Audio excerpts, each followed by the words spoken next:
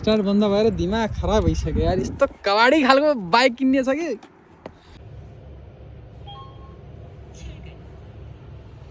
Morning everyone, ड्युटीमा भर्खरै आइपुगेँ म चाहिँ। काम टलक्क लागेको छ। तातो तातो बिहान र साँझ चाहिँ अलि जाडो जस्तो भएको छ अहिले चाहिँ। अब दिउँसो चाहिँ गर्मी भएर टी सर्टमा काम गर्नुपर्ने अवस्था छ। एक टाइम मात्रै कफी खान्छु।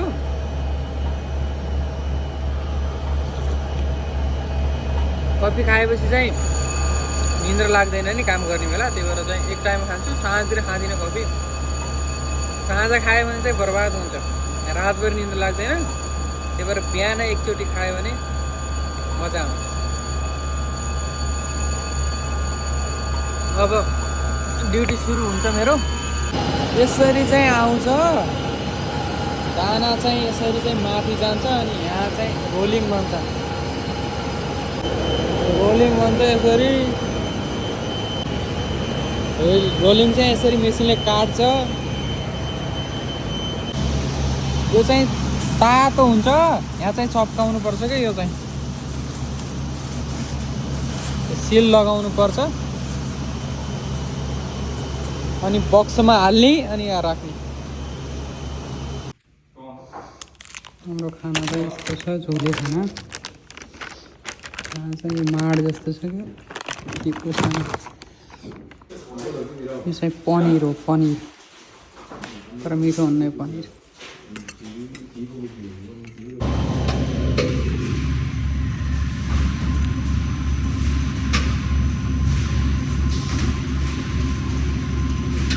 रेस्ट टाइम हो। दादाले चाहिँ एउटा भिडियो पठाउनु भएको थियो मलाई। त्यो सुन चाहिँ राम्रो छ भनेर मलाई चाहिँ गजब लाग्यो। मैले माथि राखिदिएको छु, हेर्नु है त। प्रकाश सुन्नु होला। तर उसले चाहिँ 30 दिन मात्रै गर्यो, हामी चाहिँ अहिलेसम्म गरिरहौँ। उसलाई चाहिँ डर थिएन, हामी चाहिँ अब स्ट्रगल गरिरहेका छौँ। त्यही हो फरक। तर मजा आयो। मोटिभेसन, लास्ट टाइम मोटिभेसन दिने टाइपको रहेछ। मजा आयो, मजा। ड्युटी सकेर अब जान लागेको अवस्था छ। बिदा हुने बेला चाहिँ छुट्टै आनन्द आउँछ।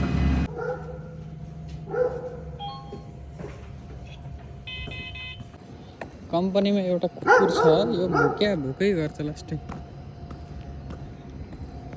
मान्छे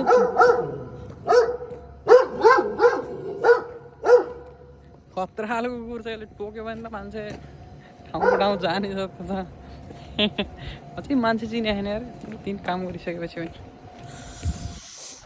शीतलो मौसम भइरहेको छ अहिले चाहिँ, शीतलो मजा आइरहेको छ। इल छ अधि सारा यो, अधि सारा यो।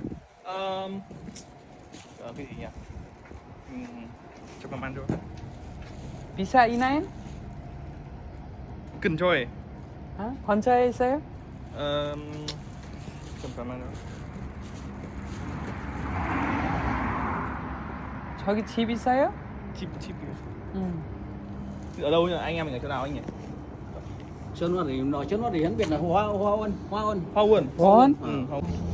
Hoa कोठाको खोजीमा हिँड्नुपर्ने अवस्था छ। टाढा बसियो के, टाढा बसियो। नजिक भएपछि 10 मिनटमा पनि जान मिल्ने ठाउँ भए भए सजिलो हुन्थ्यो भनेर अब रुमको तलास गरिरहेको छु म चाहिँ। रुम नजिक भए चाहिँ सजिलो हुन्छ। बाइकमा आउन जान गाह्रो भइरहेको थियो। त्यो चाहिँ भेटनामी चाहिँ कहाँ बस्या भनेर सोधेको। खोला पारी बस्या अरे, त्यहाँ बस्नु चाहिँ मिल्दैन क्या हामीहरू। यहाँ चाहिँ घरहरू चाहिँ छ टन्नै। तर सोधेको 2-3 जनालाई अब यहाँ अहिले छैन, खाली भन्दै थियो।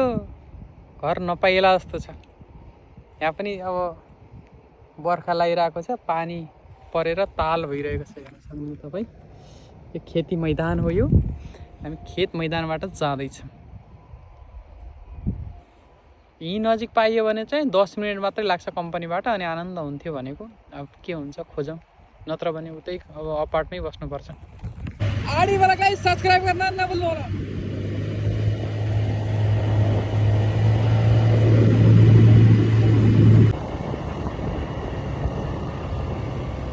पनि रातै अति भनेको छ।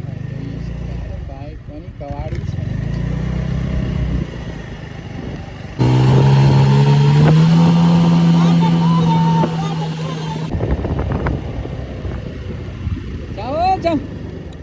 भ्याइए जस्तो गरे यार यहाँ त यतिसम्म गयो हालिहाल्नु पर्छ अहिले गएर त ठोक्यो भने त बर्बाद हुन्छ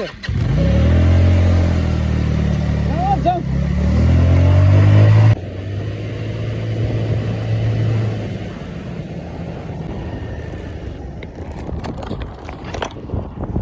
हेर्नुहोस् खोला हेर्न सकिन्छ कस्तो दामी खोला छ स्टार्ट पनि हुन्छ यो स्टार्ट बन्द भएर दिमाग खराब भइसक्यो यार यस्तो कबाडी खालको बाइक किन्ने छ कि तेल हाल्दैछु यहाँ चाहिँ यो स्टार्ट बन्द भएर हैरान बनाएर चाहिँ तेल अहिले हालेपछि काम चल्छ कि हाम्रो कति महँगी छ 3 लिटरको 6538 रुपियाँ लाग्यो भर्खर अब रुममा आइपुग्यो